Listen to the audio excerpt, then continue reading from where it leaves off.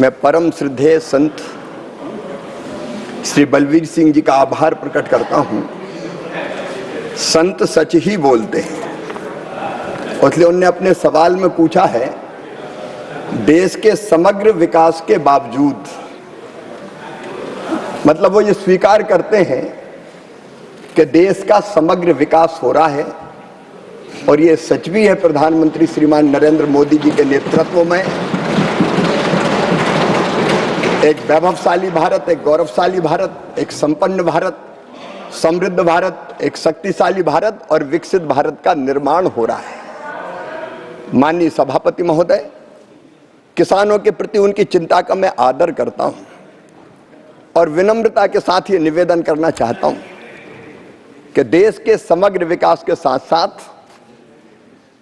कृषि में किसानों की आय बढ़ाने के लिए और कृषि के समग्र विकास के लिए भी लगातार प्रयत्न किए जा रहे हैं। माननीय सभापति महोदय, प्रधानमंत्री श्रीमान नरेंद्र मोदी जी के नेतृत्व में हमारी 6 सूत्रीय रणनीति है। नंबर 1, उत्पादन बढ़ाना। पर हेक्टर उत्पादन कैसे बढ़े, और मुझे बताते हुए खुशी है कि 2014 के बाद 2024 तक माननीय सभापति महोदय 44% उत्पादन बढ़ा है। 44%, जो अपने आप में एक रिकॉर्ड है। और वो उत्पादन बढ़े, इसके लिए नए बीज, नई टेक्नोलॉजी, नई कृषि पद्धति, सबका उपयोग हो रहा है। दूसरा, माननीय सभापति महोदय, उत्पादन की लागत घटाने का मैं निवेदन करना चाहता हूं।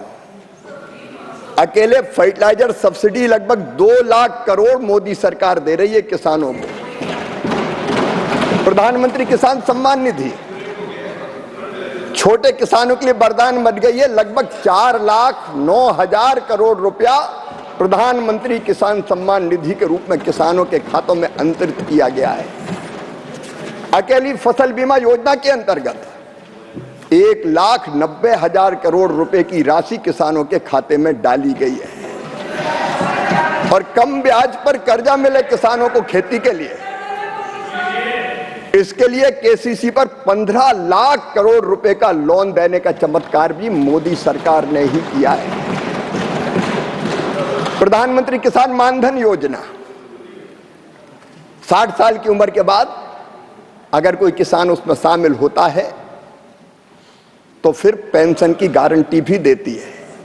हमारी मैकेनाइजेशन की योजना, हमारी हार्टिकल्चर की योजना, प्राकृतिक खेती का मिशन, कृषि वानिकी की योजना, बांस mission, per drop, more crop, एक नहीं अनेकों प्रयत्न किए जा रहे हैं जिससे किसानों की आय निश्चित तौर पर बढ़ रही है। हाँ, कभी कभी समस्याएं आती है माननीय सभापति महोदय, सूखे से, वर्षा से, बाढ़ से, अतिवृष्टि से, पाले से किसान की फसलें कई बार तबाह और बर्बाद हो जाती है। तो वैसे समय के लिए भी फसल बीमा योजना किसान के लिए वरदान बन के खड़ी है। मैं श्रद्धेय संत जी से यह निवेदन जरूर करना चाहूंगा कि पंजाब सरकार ने अब तक प्रधानमंत्री फसल बीमा योजना को अपने यहां लागू नहीं किया है। अगर यह योजना पंजाब में इस समय लागू होती तो अभी जो बाढ़ के कारण पंजाब में व्यापक नुकसान हुआ है उससे किसानों को और सुरक्षा मिलती। लेकिन माननीय, आप बैठिए, आप प्लीज बैठिए। Nothing will go on record except minister's answer. Nothing will go on record except minister's answer. माननीय सभापति महोदय, मैं तो किसान के हित की बात कर रहा हूँ। इट्स नॉट करेक्ट, प्लीज बैठिए। मैं तो किसान के हित की बात कर रहा हूँ। मैंने पंजाब के माननीय मुख्यमंत्री मान जी को पत्र लिखकर आग्रह किया है कि पंजाब को फसल बीमा योजना के अंतर्गत वो सम्मिलित करने का काम करें, वहां लागू करें ताकि किसानों की और ज्यादा मदद की जा सके। हम किसानों की मदद करने में कोई कोर कसर नहीं छोड़ेंगे माननीय सभापति महोदय। सेकंड सप्लीमेंट्री, श्री संत बलबीर सिंह जी। सर, मंत्री साहब से तो पूछना चाहते हैं, किसानों वालों कीतियां जा रही खुदकशियां का की सरकार कोई रिकॉर्ड रखा जा रहा है? क्योंकि लगातार किसान खुदकशियां कर रहे हैं कि इन्हों का कोई रिकॉर्ड है? जे है तो 15 सालों किसानों वालों कीतियां जा रही खुदकशियां का रिकॉर्ड ਜਿਹੜਾ ਹੈ ਵੇਰਵੇ ਸਹਿਤ ਸੂਬਿਆਂ ਪ੍ਰਤੀ ਹਰ ਸੂਬੇ ਦੇ ਵਿੱਚ ਕਿੰਨੀਆਂ ਖੁਦਕੁਸ਼ੀਆਂ ਹੋਈਆਂ ਉਹ ਦੱਸੇ ਜਾਣ। ਜੇਕਰ ਸਰਕਾਰ ਖੁਦਕੁਸ਼ੀਆਂ ਦਾ ਰਿਕਾਰਡ ਨਹੀਂ ਰੱਖ ਰਹੀ ਤਾਂ ਇਹਦੇ ਕੀ ਕਾਰਨ ਆ ਉਹ ਦੱਸੇ ਜਾਣ। ਧੰਨਵਾਦ। Honorable Minister. माननीय सभापति महोदय, इंसान की जान की अपनी कीमत होती है। एक भी आत्महत्या अगर कहीं कोई करता है तो वो दुर्भाग्यपूर्ण है।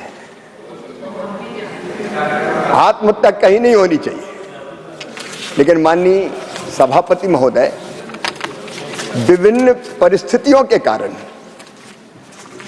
कई बार अलग अलग पेशों में काम करने वाले भाई बहन बेटे बेटियां दुर्भाग्यपूर्ण सुसाइड भी करते हैं।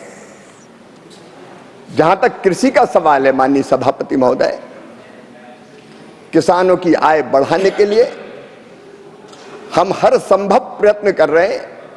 मैं आत्महत्या के आंकड़ों में नहीं जाना चाहता माननीय सभापति महोदय, वो अमानवीय होगा क्योंकि तब कितनी होती थी अब कितनी होती है ये कहना दुर्भाग्यपूर्ण होगा। लेकिन ये हमारा संकल्प है कि एक एक व्यक्ति मानवीय गरिमा के साथ अपना जीवन जिए और उसमें हम कोई कसर नहीं छोड़ेंगे।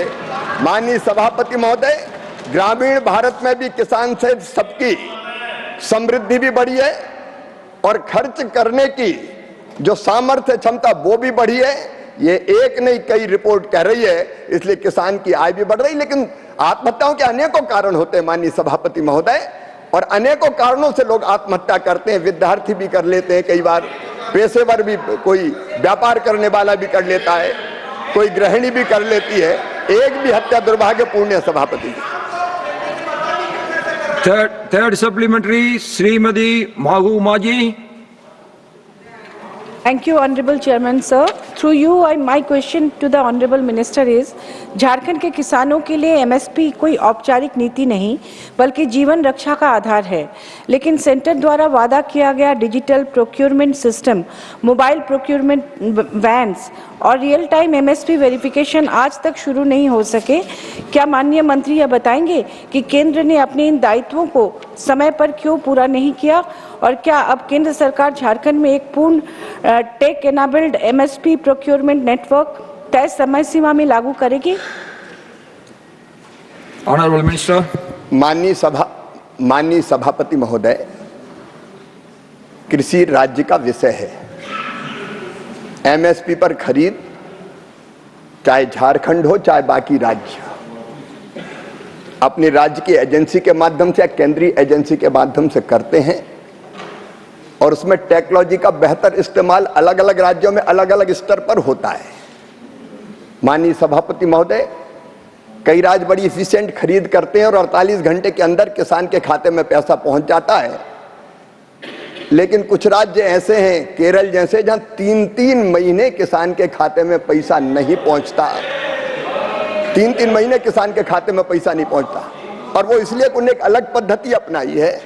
वो MSP का सीधा भुगतान नहीं करते। किसान बेचने जाता है मंडी में तो उसको एक स्लिप दे देते हैं, और वो स्लिप लेके बैंक जाता है तो बैंक उसको लोन के रूप में ये कहता है कि जब पैसा पूरा आ जाएगा राज्य सरकार या केंद्र सरकार की तरफ से तब MSP की राशि दी जाएगी।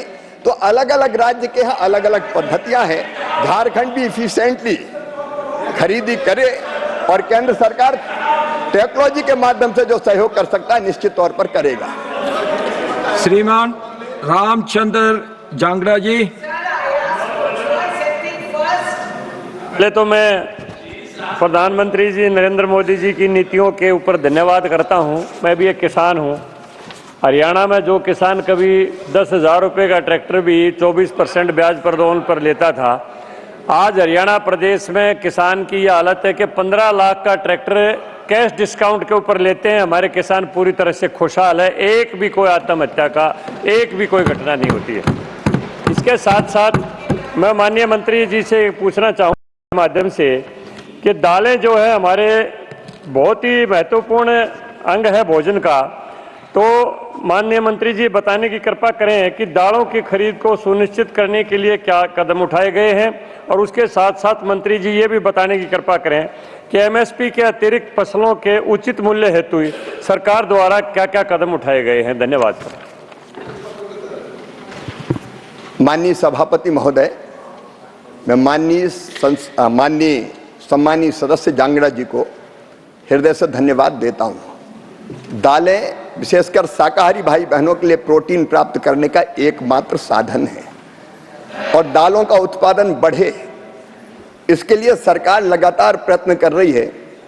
एक दलहन मिशन भी बनाया है और मुझे ये बताते हुए प्रसन्नता है माननीय सभापति महोदय कि प्रधानमंत्री श्रीमान नरेंद्र मोदी जी के नेतृत्व में हमने तय किया है मुख्य दालें तुअर, मसूर, उड़द एमएसपी पर 100% खरीदी जाएंगी, पूरी की पूरी खरीदी जाएंगी। हम जितना किसान पैदा करेगा पूरी खरीदने का काम करेंगे।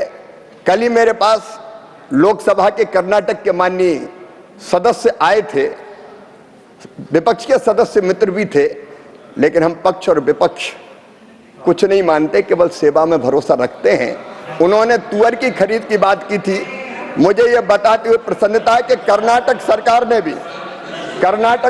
ने भी जितनी तुअर खरीदी की मांग की थी उसकी स्वीकृति कर्नाटक सरकार को भी दे दी गई है। तुअर, मसूर, उड़द हम पूरी की पूरी खरीदेंगे माननीय सभापति महोदय। जहां तक और भी ठीक दाम किसान को मिले, इसके लिए कुछ निर्णय पिछले दिनों किए गए। एक एलओपीज पहले आती थी 0% इंपोर्ट ड्यूटी पर, अब उस पर 30% इंपोर्ट ड्यूटी लगा दी गई है ताकि भारत के किसानों को ठीक दाम दिया जा सके।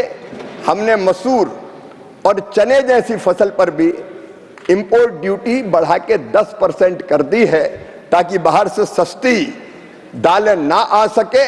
और एक बात और गर्व के साथ मैं सभापति महोदय कहना चाहता हूं, ये प्रधानमंत्री नरेंद्र मोदी जी ने कहा राष्ट्र हित सर्वोपरि और किसानों के हित सर्वोपरि, किसानों के हितों की सदैव रक्षा की जाएगी। कोई भी समझौता किसानों के हितों को दरकिनार रखकर नहीं किया जाएगा। तो दालों की भी हम खरीद करेंगे और किसानों के हितों को भी सुरक्षित करने का काम करेंगे। Fifth supplementary Shrimati Rekha Sharma ji.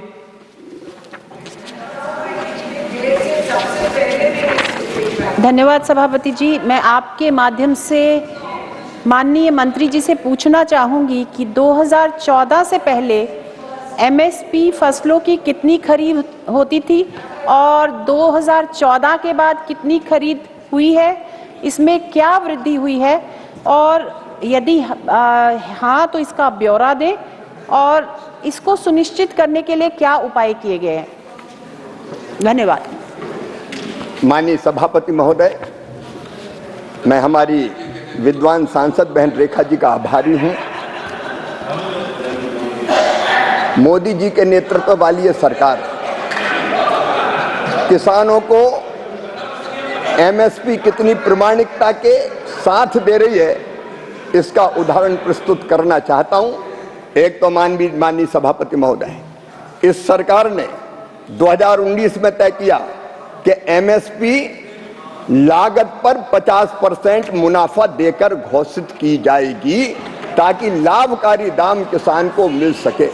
और जहां तक खरीद का सवाल है, माननीय सभापति महोदय, 2004 से 14 तक जो धान की खरीदी हुई थी वो 45 करोड़ 90 लाख मीट्रिक टन हुई थी और 14 से 25 तक 79 करोड़ 11 लाख मीट्रिक टन हुई।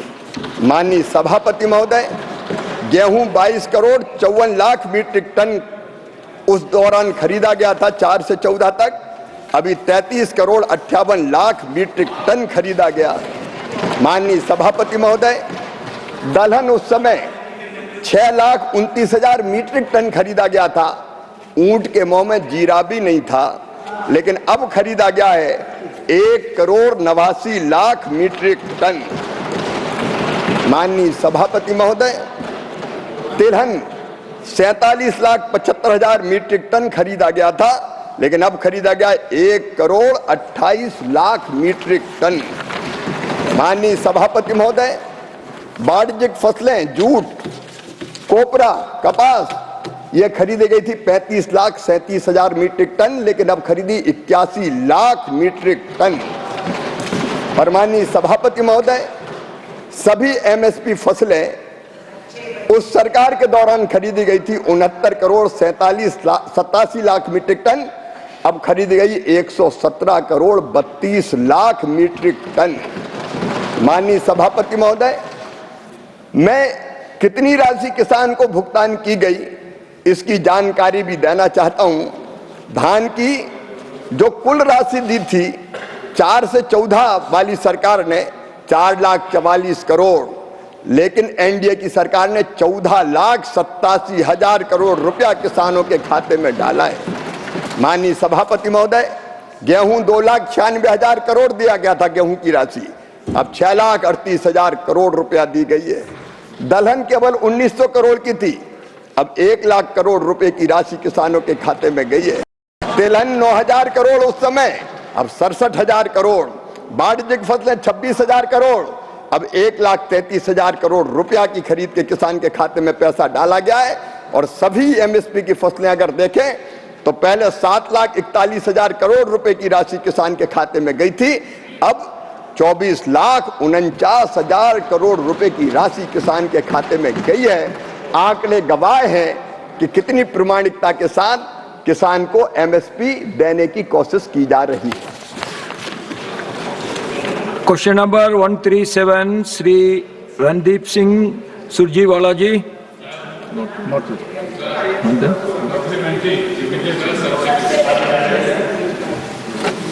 Supplementary, Dr. Sandeep Pathak ji.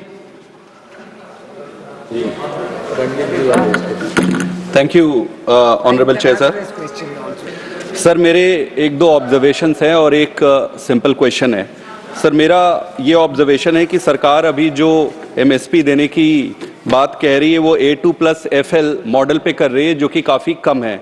Swaminathan report के हिसाब से अगर चले तो C2 cost plus land which includes land rent and capital cost, तो ये तो दे नहीं रही है। मेरा सवाल ये है सर कि जो पैदावार तो बढ़ रही है, इसमें कोई डाउट नहीं है, बट इसका क्रेडिट किसानों को जाता है। सरकार अपने तरफ से क्या कर रही है वो प्रश्न यहां पूछा जा रहा है। सर रूरल डेवलपमेंट फंड में पंजाब का 800 से ज्यादा करोड़ और ओवरऑल अगर देखें तो 1000 करोड़ से ज्यादा पेंडिंग है। मेरा ये मानना है कि ऐसे विषय पर राजनीति बिल्कुल नहीं होनी चाहिए। सरकारें आती है, सरकारें जाती है। किसानों के मामले में सबको उदार दिल रख अगर हम व्यू रखेंगे तभी देश आगे बढ़ेगा। माननीय मंत्री जी से मेरा ये सविनय निवेदन है, हाथ जोड़कर निवेदन है कि कृपया इसको राजनीति से बाहर करके ये पैसा किसानों के लिए देने की कृपा करें। धन्यवाद। माननीय सभापति महोदय, मैं सम्मानित सदस्य की भावनाओं का आदर करते हुए ये निवेदन करना चाहता हूं, पर उपदेश कुशल बहु तेरे। उस समय तो जब यूपीए की सरकार थी तब लागत पर 50% मुनाफा देकर एमएसपी तय होनी चाहिए। सरकार ने कैबिनेट के नोट में ये लिख दिया था कि इससे बाजार विकृत हो जाएगा। ये असंभव है, ये संभव नहीं है, ये नहीं किया जा सकता। मैंने इसी सदन में कैबिनेट नोट की प्रति रखी थी, लेकिन माननीय सभापति महोदय, एनडीए की सरकार ने 19 में यह फैसला किया कि लागत पर 50% मुनाफा जोड़कर ही एमएसपी तय की जाएगी।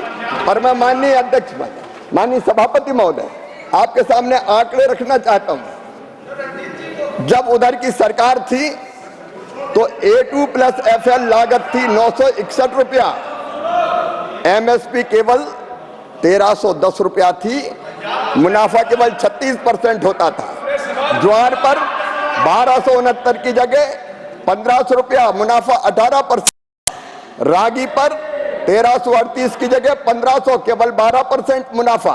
मूंग पर 19% मुनाफा, उड़द पर 37% मुनाफा, सूरजमुखी पर 23% मुनाफा।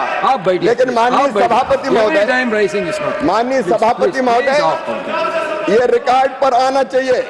धान A2+FLL लागत 1579, लेकिन MSP है 2369। 50% से ज्यादा मुनाफा देने का हम काम कर रहे हैं। गेहूं पर माननीय अध्यक्ष महोदय, A2+FL लागत 1239 रुपया और MSP 2585 रुपया। 109% मुनाफा देने का काम NDA की सरकार ने किया है। जौ पर माननीय अध्यक्ष सभापति महोदय 1361 A2+FL होती है, 2150 रुपया, मतलब 58 मुनाफा।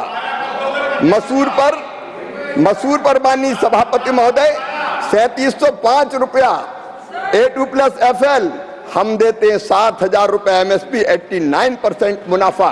रेपसीड और सरसों पर 3210 लागत आती है, 6200 रुपया, मतलब 93% मुनाफा देने का काम होता है।